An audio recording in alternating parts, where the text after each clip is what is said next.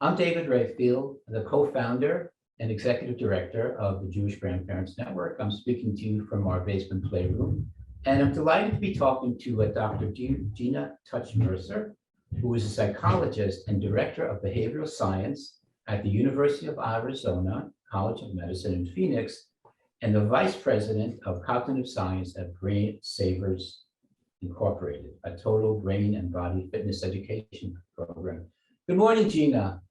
Thank you, David, for the invitation. And I love your playroom. Thank you. Gina, can you please tell us about brain fitness and the Brain Savers approach to cognitive well-being? Sure. Our founder, neurologist, Dr. Paul Bentheim, realized that many components actually can preserve our brain function and reduce the risk of Alzheimer's. So we've built a program based on 6 components, but I'd like to talk to you today about brain fitness and cognitive flexibility and exercises that we can do to really promote brain health.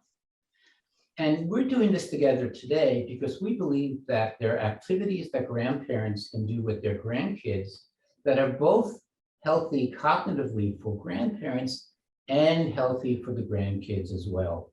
And so we're going to focus on one, and that one we're going to be focusing on is called participatory art. So Yes. You know, tell us a little bit about participatory art. Sure, it's straightforward participating in or engaging in and creating art together. So it's different than appreciating art like you would do at a museum and or interpreting art. It really is creating art. And David, the focus is on the process, not only the product. So can I show you something that we actually had 3 generations work on together? I'd love that. Thank you. Okay, so this, if you can see it, we love coffee in our Italian families. And so we made together, my mom and my daughter and I, when my daughter was about 5, this mosaic base to a coffee station. This is for coffee mugs. So if you can look closely, we have various sections and different flowers and creations that, you know, again, just kind of emerged. So as we worked on this project, my mother was really kind of responsible for creating this sense of psychological safety. And grandparents do this naturally. I think they kind of dote on their grandchildren and focus on the positives, but they really want to create an environment where the child feels loved and safe and not in a way that they'll feel punished or ashamed about anything they do or choose. And then the second kind of construct or component of creating psychological safety and working our brains is called intentionality. So the grandparent would sustain their attention and select certain things that the child does while ignoring very deliberately some of the things that the child does that maybe you don't want to encourage. So my mom might say to my daughter, I love the way you're sharing the blue with me. And that really, of course, generates that sense of she's a good kid and she's developing a virtue and a value that we all value. And then the third component is actually cognitive flexibility.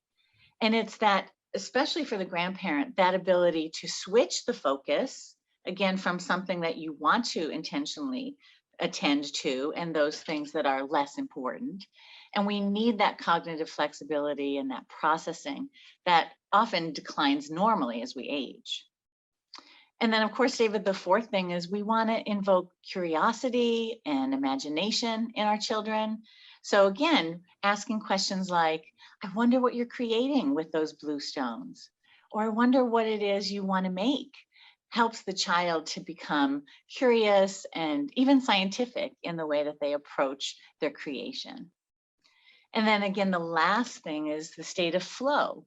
So the child and the parent and the grandparent all together could be in this combined or collective state of sustained concentration and an alert but relaxed state of being. And that has tons of health benefits in addition to the cognitive benefits.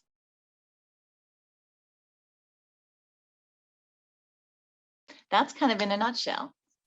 Well, and I would add to that, that you, your daughter, and your mother have created this beautiful object that you were making memories and creating memories that you could revisit for years and years to come.